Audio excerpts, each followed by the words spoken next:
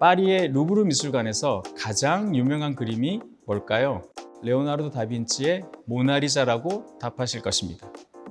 그렇다면 과연 두 번째로 유명한 그림은 무엇일까요?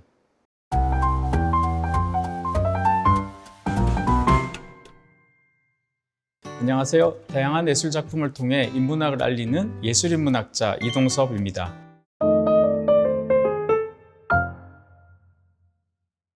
여러분들 혹시 이 그림 기억하시나요?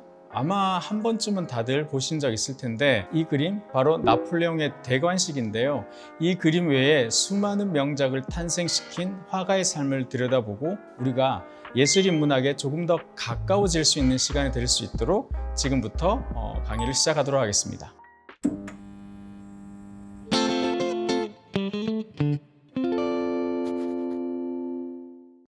세계 3대 미술관 중에 한 곳이자 세계에서 가장 많은 미술품을 소장하고 있는 파리의 루브르 미술관에서 두 번째로 유명한 그림을 그린 화가이자 두 번째로 루브르 미술관에서 그림의 크기도 큰 그림입니다. 이렇게 어쩌면 2등 중에서는 가장 유명한 1등이라고 할 수 있는 이 화가의 이름은 자크 루이 다비드입니다. 이 자크 루이 다비드는 프랑스 신고전주의를 대표하는 화가인데요. 독특한 화풍으로 역사적 사건을 그려내며 서양 미술사뿐만 아니라 세계사 책에 그의 그림을 등재하고 있습니다.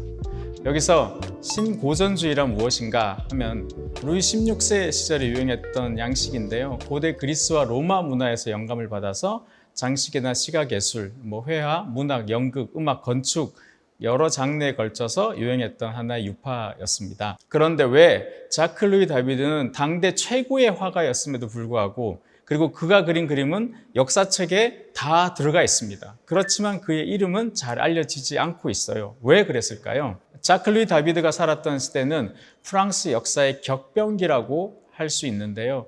그 시작점이 되는 사건이 바로 프랑스 대혁명이었습니다.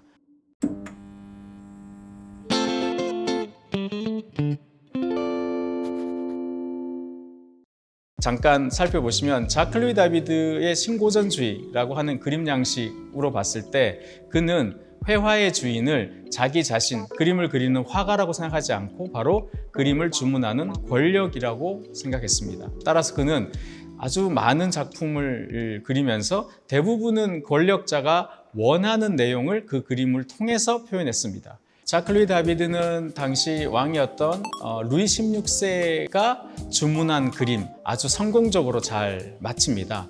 그래서 왕이 두 번째로 주문한 그림이 있는데요. 이 그림의 내용은 고대 로마 시절에 왕정을 무너뜨리고 공화정을 열었던 브루투스라는 정치인을 그린 내용입니다. 당시로서는 굉장히 충격적인 그림 내용이죠. 그런데 정말 놀랍게도 그림을 주문한 사람은 왕이었는데 그림이 완성된 것은 프랑스 혁명이 터진 직후였습니다. 바로 이 사건을 통해서 자크 루이 다비드의 인생은 단순히 한 명의 화가에서 역사 속에 아주 중요한 하나의 본보기가 되는 이름으로 거듭나는데요. 왕정일 때는 왕을 위한 그림을 그렸고 공화정이 되니까 공화정을 위한 그림을 그린 거죠. 자, 그랬던 그가 어느 순간 이 변절자라는 비난을 본격적으로 받게 되는데요.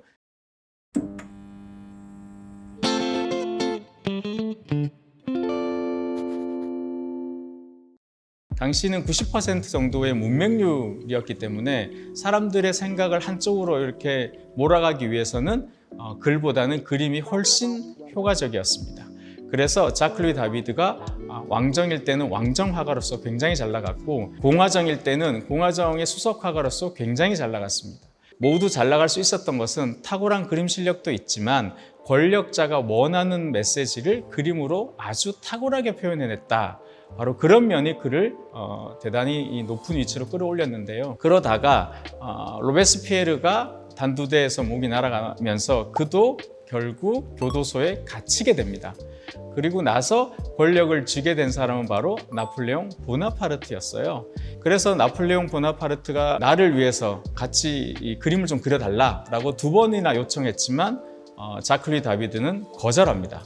왜냐하면 나같이 이렇게 재능 있는 화가인데 괜히 정치인들과 얽혀서 목숨이 위험하게 됐던 거죠. 그랬던 그가 나폴레옹 보나파르트가 쿠데타를 통해서 이제 황제가 된 것입니다. 더 이상 그도 나폴레옹을 피해갈 수 없게 된 거죠. 그래서 그렸던 그림, 사비니의 여인들이라는 그림이 있습니다. 이 사비니의 여인들이라는 그림에서 보시면 가운데 흰 옷을 입은 여자, 헤르실리아라는 여자인데요. 이 그림을 간단히 설명드리자면요. 고대 로마는 남자 중심의 부족 사회였습니다. 그래서 절대적으로 여성이 부족했어요. 그래서 부족이었던 사비니족의 여인들을 대거 납치했습니다. 5번에 걸쳐서 로마와 사비니 간의 전투가 벌어졌는데요. 이 그림은 그 중에 한 4차전으로서 사비니가 로마에 쳐들어왔던 순간을 그리고 있습니다. 그림에서 봤을 때 왼편에 있는 바로 사비니 왕의 딸이자 오른편에 있는 로물루스, 로마 왕의 부인이에요. 그러니까 그녀는 지금 친정 아버지와 남편의 싸움을 말리고 있는 겁니다. 왜 말리고 있을까요? 그녀를 따라서 그림 밑으로 쭉 시선을 향하면 아이가 3명이 있죠. 바로 아이들, 즉 외할아버지와 아버지의 싸움을 어머니가 말리고 있는 셈입니다. 그런데 굳이 이런 내용을 왜 이때 그렸을까요? 나폴레옹이 황제가 되는 헌법이 통과한 3일 후에 이 그림을 발표했는데 왜 이때 이 그림을 그렸냐? 그 힌트는 이 그림에서 바로 저 뒷 배경에 있습니다. 저 성벽을 잘 보시면 저 성벽이 바로 프랑스 대혁명을 상징하는 바스티유 감옥의 외곽을 닮아 있습니다. 그러니까 이 사건은 당시에 이 그림을 보신 많은 당대 사람들은 이것은 고대 로마의 이야기를 통해서 지금을 이야기하는구나라고 생각했다는 거죠. 이것이 바로 역사화라는 것의 특징입니다. 요즘으로 보면 약간 신문 만평 같은 그런 것인데요. 그러니까 왕당판이 공화판이 서로 나뉘어서 너무 싸워서 너무 많은 사람들이 죽었다는 거죠. 그러니까 이제 더 이상 싸우지 말고 화해의 새 시대로 가자. 헤르실리아의 지혜를 빌어서. 그리고 그 헤르실리아의 자리에 당대 사람들은 나폴레옹 보나파르트를 대입했던 것입니다. 바로 이 그림을 보고 나폴레옹이 자신의 제안을 2번이나 거절했던 자크 루이 다비드에 대한 미움이 눈 녹듯 사라진 거죠. 생베르나르 협곡을 넘는 나폴레옹이라는 그림이 있습니다. 이것은 나폴레옹이 이탈리아 원정을 갈 때 알프스산을 넘었던 그림인데요. 실제 상황은 바로 이 폴 들라루시가 그렸던 이 그림에 더 가까운데요. 두 그림을 나란히 놓고 보시면 오른쪽 그림, 즉 폴 들라루시가 그렸던 이 그림처럼 농부가 이끄는 노새를 타고 알프스산을 넘었어요. 그러니까 이것은 사실의 세계죠. 즉 어쩌면 다큐멘터리라고 봐도 무방합니다. 반대로 자크 루이 다비드가 그린 나폴레옹의 이미지는 어떻습니까? 불굴의 의지를 갖고 불가능이란 없는 듯 아름다운 백마를 타고 알프스산을 넘고 있죠. 그래서 그의 명예와 권위를 더욱 강화하기 위해서 실제와는 완전히 다르게 아주 아름다운 마치 헐리우드 영화의 한 장면처럼 그려내고 있습니다. 이 그림을 통해서 나폴레옹은 자크 루이 다비드의 재능을 다시 확인하고 그의 가장 중요한 작품 중에 하나라고 생각했던 바로 대관식 그림을 그리도록 요청한 것이죠. 바로 이 대관식 그림이 루브르 미술관에서 2번째로 유명하고 2번째로 그림의 크기가 큰 바로 그 그림입니다. 이렇게 영원할 줄 알았던 나폴레옹 보나파르트가 불과 한 10여 년 후에 결국 몰락하게 되죠.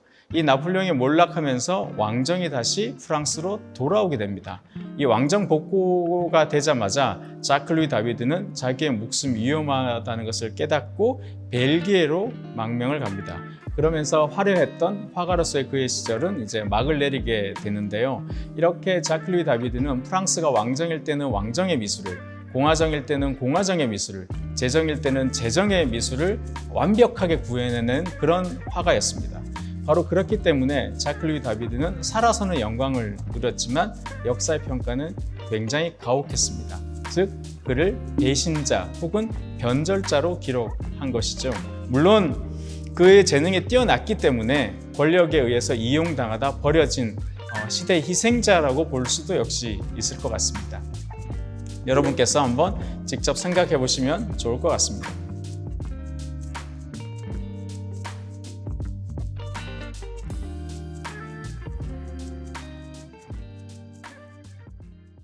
이처럼 우리는 예술인 문학을 통해 답이 쉽게 잘 내려지지 않는 문제에 대해서 한번 생각해 볼 수 있고 때로는 무엇이 보다 더 나은 삶인지를 한번 생각해 볼 수 있는 소재가 되기도 하는 것 같습니다. 그래서 더 이상 예술인 문학을 어려워하지 마시고 오늘을 계기로 한 걸음 좀 더 친해졌으면 좋겠습니다. 마지막으로 저에게 예술인 문학이란 평양냉면과 같습니다. 왜냐하면 평양냉면이 다른 어떤 음식으로도 대체 불가능하듯이 예술인문학은 다른 어떤 학문과도 대체 불가하기 때문에 그렇습니다. 그럼 오늘의 지식원을 마치겠습니다. 지금까지 예술인문학자 이동섭이었습니다. 고맙습니다.